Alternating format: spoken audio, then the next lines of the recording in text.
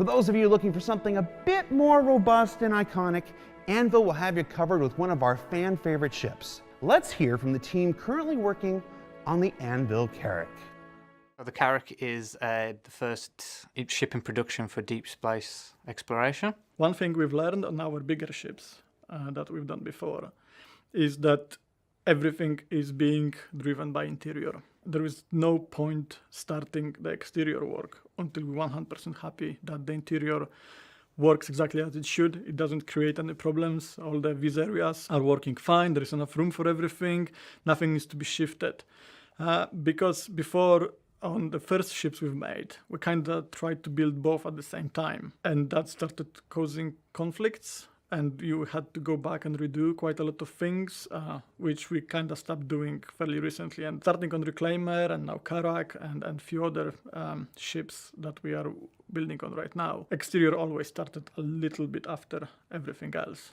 Think of honeycombs, how honeycombs stack with each other. We're trying to develop all the floors in the rooms to feel like they're stacking with each other into this honeycomb design.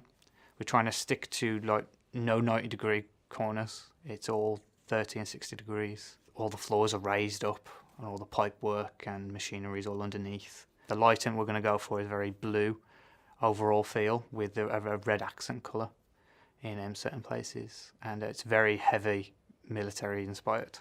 Right now, I'm kind of know that the ship got a little bit bigger than what it was originally planned, and as usual this is caused by the difference between the initial blockout and how much room we actually need as artists. Like put some nice layering on the walls, like whenever you have pipes, whenever you have stuff cutting into it, even if player cannot get there, you can see this stuff. And the deeper it gets, the more layers you get, the more interesting it has, especially in a style like Anvil's kind of interior, which hasn't really been shown before to the public yet. No one actually seen the Anvil capital ships. This is going to be the first one. This is going to be the big one. So the visual style is very, very, it's very layered.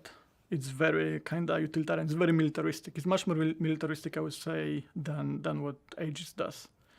So just because when the ship was planned out, every kind of room, we had like, well, let's say 25 centimeters for every wall, and then another room started. We need about 2 meters between those rooms because we need at least a meter to start putting things in. That difference, that pushes things a little bit. Luckily, it's usually uniform, so the ship, even if the ship gets bigger, it doesn't really get bigger only in one direction. It basically just scales up by, I don't know, 20% or depending on the ship really and on the style. So the exterior visually isn't going to change much. The way we build the interior seems to be fairly consistent with what we wanted to do with the ship originally. It follows the original guidelines quite close. And then the exterior, except it's going to be a little bit bigger. We're just moving on to detailing up certain areas. We've got 3 main core archetypes. We've got engineering, medical and habitational and technical. And we're picking 3 different areas from those, and we're doing pure max concept work for what these areas could look like. So the length of the ship has got bigger. For example for that would be the drone room. We're using the Reclaimer as the basis for how big this drone room can be. And the first initial designer block out for that was literally almost like a cupboard in size. So we've just had to increase that on the length of the ship. And basically, it's pretty much like that on every single room, and it's just got slightly larger and larger and larger. But it's not crazy large. I think it's got about 30 meters longer than it was before. The ship contains its own little scout ship for when it I think it discovers a planet. It can use its scout ship to obviously check out the planet or debris or space wreck, whatever it is that they find.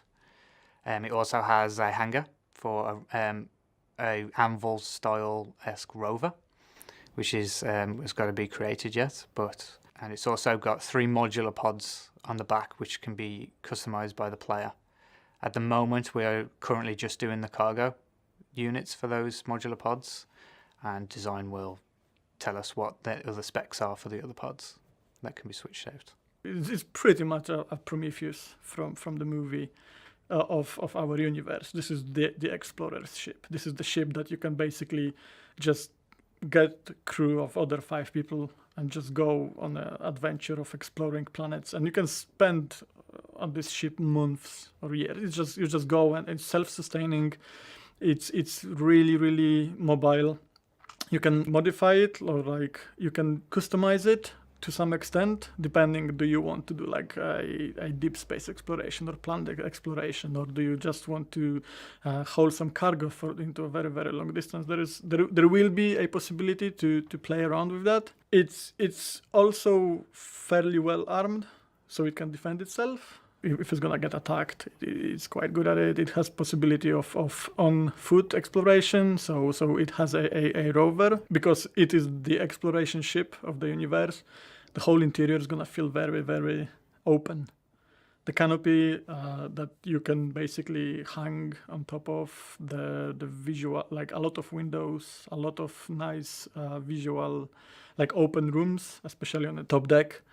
Even possibility to walk easily on top of the ship, like the top airlock is going to be connected to a set of balconies that kind of will be going around the hangar for the smaller ship. You can kind of just walk there, and instead of forcing yourself, there will be just room for players to walk around it, which is going to be really, really nice. So the entire ship is done, white box. The only part that hasn't been done yet is the bridge, because that's going to be needed to be done in conjunction with the exterior, because it's heavily tied in with that. So when that gets kicked off, the bridge will be done to white box standards. Other than that, it's pretty much ready for us to go on to final art in all the areas and take rooms to final. Everyone's excited about this ship. This is the best ship. This is probably the most anticipated ship, at least on the Reddit community. It seems to be everyone's loving it. I love it. I think it's a really, really nice concept. I think it's a really, really nice design, and I'm really, really into just building it and making it. And I have quite a few ideas of how to make some of the yet unresolved stuff on the concept work. Obviously, with support of other artists, and everyone just loves this ship, and this is gonna be something else. I'm happy to report that the Anvil Carrack, which entered production at Foundry 42 UK recently, has successfully completed its white box review and is currently moving into the earliest stages of grey box phase. Now, for a ship this size, there's still a fair amount of work to be done, but it's beyond thrilling to see this beloved ship currently making its way through the ship pipeline. Stay tuned for more information as it becomes available.